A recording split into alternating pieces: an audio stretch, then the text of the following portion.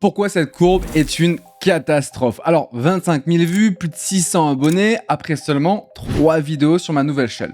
Normalement, c'est le rêve de 99% des créateurs. Et je dis pas ça pour faire le mec qui flex ou pour faire le mec qui a un semblant d'humilité. Je dis ça parce que cette vidéo a littéralement failli flinguer tout ce que j'essaie de construire avec ma chaîne YouTube. Dans cette vidéo, je vais te montrer 3 choses. Pourquoi j'ai volontairement créé cette catastrophe. Numéro 2, comment ça a transformé mon audience et mon business en cauchemar. Numéro 3, la stratégie que j'utilise maintenant pour construire une audience qui paye plus que le loyer, même si elle est petite, sans AdSense, sans sponsor chelou, sans devenir une caricature de marketeur bourrin. Si tu es créateur, que tu as une vraie expertise même avec une audience restreinte et que tu veux en vivre sans vendre ton âme, reste jusqu'au bout parce qu'on va littéralement disséquer ce qui peut soit construire ton succès, soit le flinguer complètement.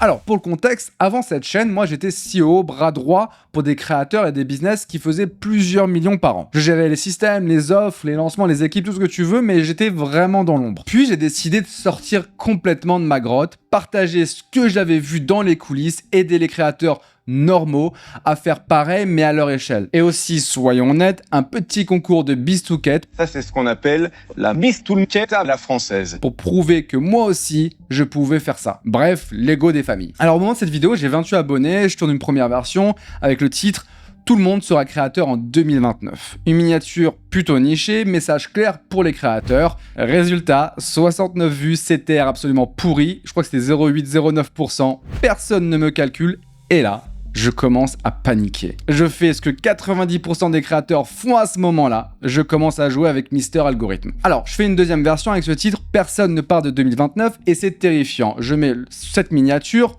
mode anxiogène, drama, tout ce que vous adorez. Résultat, la courbe que tu vois là, les 25 000 vues, CTR x 10, plus de 600 abonnés.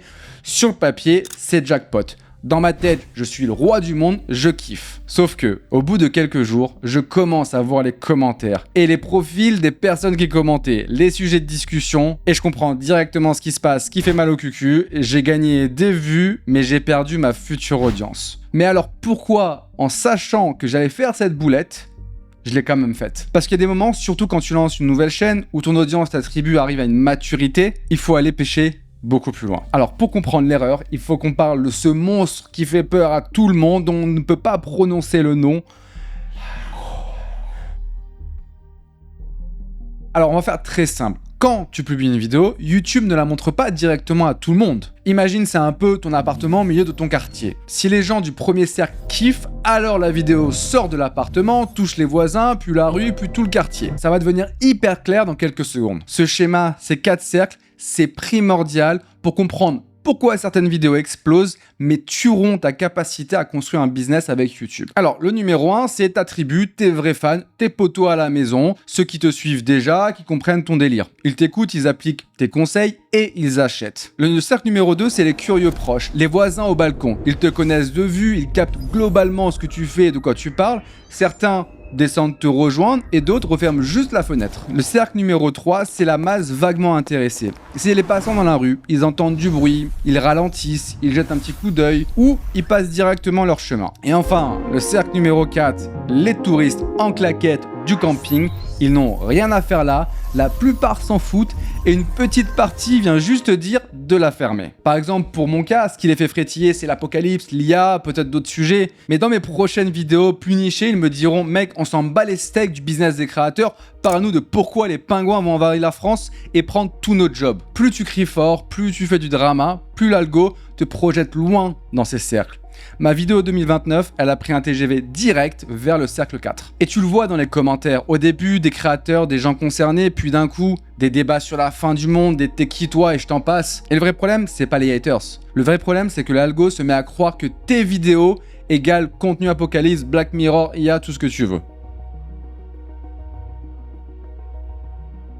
Il est critique de comprendre que en fonction du type de joueur que tu es sur YouTube, il y a des règles complètement différentes. Et grosso modo, tu vas avoir 3 types de joueurs, 3 types de créateurs sur YouTube. Le type 1, c'est vraiment les chasseurs de masse. Ceux qui veulent construire des audiences gigantesques pour vivre de là, des sponsors, puis potentiellement lancer des marques grand public, Fast Good Cuisine, Ibra qui lance son burger, la pizza de la mama, Squeezie et j'en passe. Leur objectif, des millions de vues, leur stratégie, traverser tous les cercles, plus c'est large, mieux c'est. Et ça fait sens pour eux parce qu'ils ont un euro par vue hyper bas de 0,001 euro. Et le type 2, c'est les business builders, ou en bon français, les constructeurs d'affaires. Eux, c'est l'inverse. Ils n'essaient pas de plaire à tout le monde.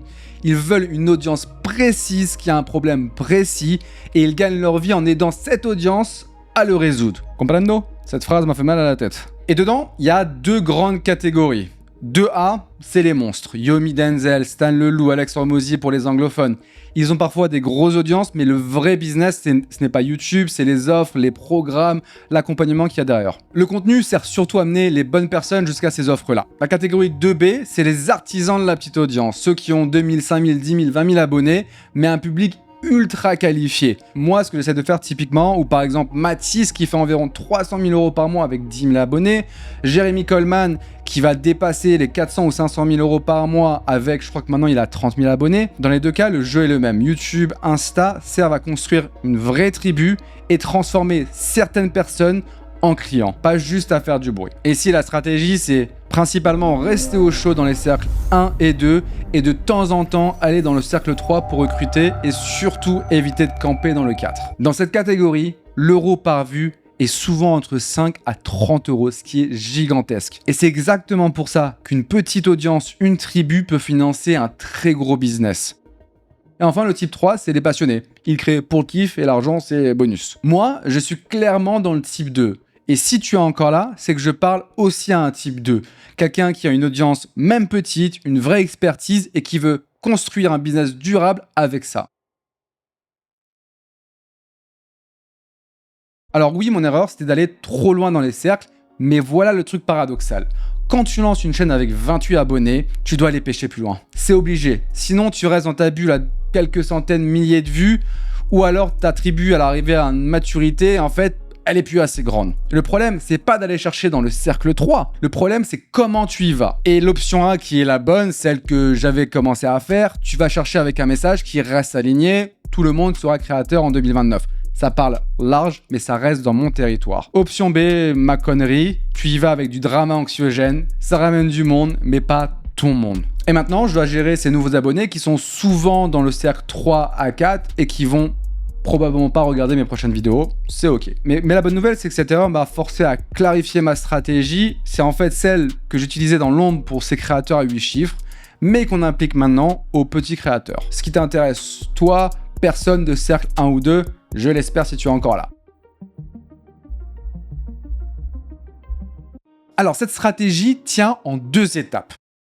Ce que j'appelle ton espace à toi. Quand tu es créateur entrepreneur, sur YouTube notamment, le vrai jeu, ce n'est pas de faire plus de vues. Le vrai jeu, c'est de devenir le réflexe sur un sujet précis pour un type de personne précise. Par exemple, tu entends Meta Ads pour e-commerce, tu penses à Théo Lyon. Productivité, Ali Abdal ou Shubham Sharma. Finance pour monsieur et madame tout le monde, Mounir de Finari. Startup, Guillaume Moubèche ou Carlos Diaz. Ces gens-là ne font pas juste des vidéos, ils possèdent un territoire. Du coup, moi j'ai décidé que mon espace, c'était j'aide les créateurs qui ont une vraie expertise et une audience, même petite, à construire un business durable grâce à leur contenu. Et toi, tant que tu n'as pas ta phrase, ton territoire, tout le reste, format, titre, tunnel marketing, tout ce que tu veux, c'est du bricolage. La première étape de la recette, c'est savoir qui tu sers, sur quoi et pourquoi. Maintenant qu'on a posé la pâte à pizza, on va pouvoir commencer à mettre les ingrédients au-dessus. Il faut savoir doser les ingrédients comme Maïté. Donc, tu connais ton territoire, tu sais pour qui tu joues et sur quel problème. La question maintenant, c'est quelle est ma stratégie de contenu pour y arriver? Alors ici, première surprise, il y a des gourous qui te vendent la recette miracle universelle. C'est du pipeau, fuis directement quand tu entends ça.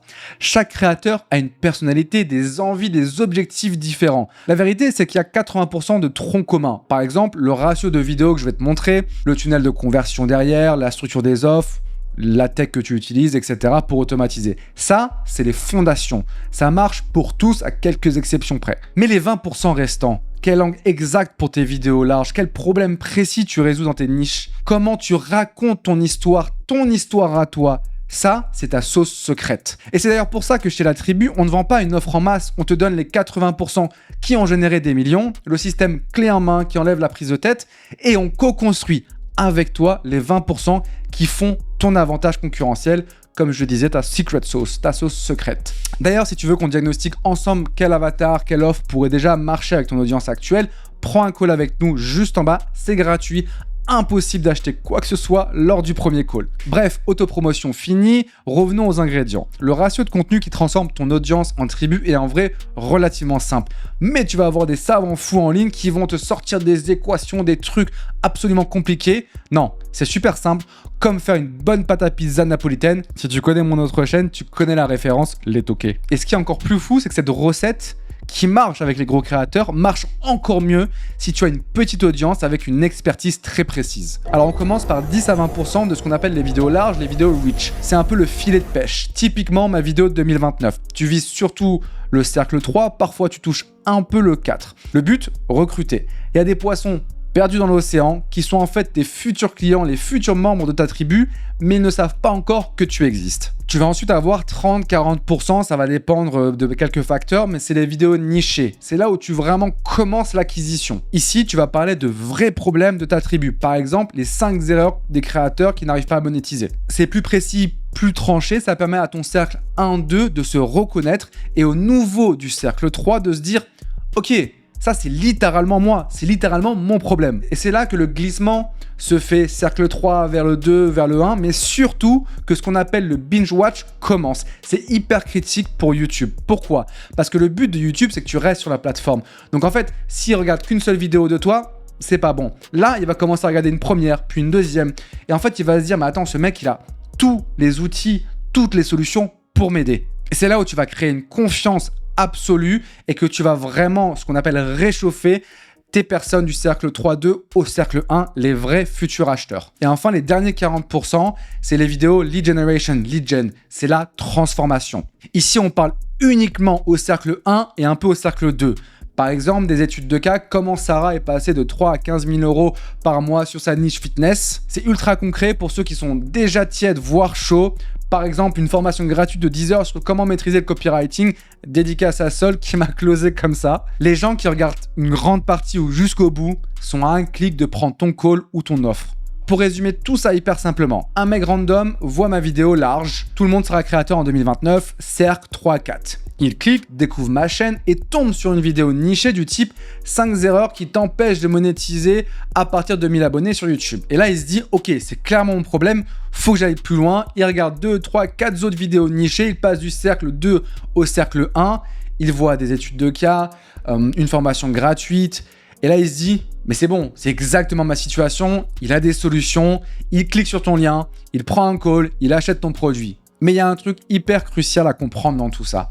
Plus tu grandis, plus tu dois aller chercher large pour continuer à scaler, mais toujours en respectant ce ratio. Sinon, tu finis comme moi après 2029 avec un aéroport rempli de gens, en majorité très empathiques, mais quand même beaucoup de touristes. Et ça, c'est la recette pour tuer ton business et pas pour le faire grandir. Alors en conclusion, la seule question qui compte, et pour ça on va revenir à la courbe du début, les 25 000 vues, les 600 abonnés. Ce que ça m'a appris, c'est un truc très simple. Ce n'est pas combien de personnes regardent, c'est qui regarde et combien de temps. 2000 personnes de ta tribu vaudront toujours plus que 25 000 touristes en claquette. Alors pour ta prochaine vidéo, fais-moi plaisir. Si tu vois une courbe comme la mienne, pose-toi juste cette question. Est-ce que cette vidéo construit ma tribu ou est-ce qu'elle remplit juste un camping de pingouins?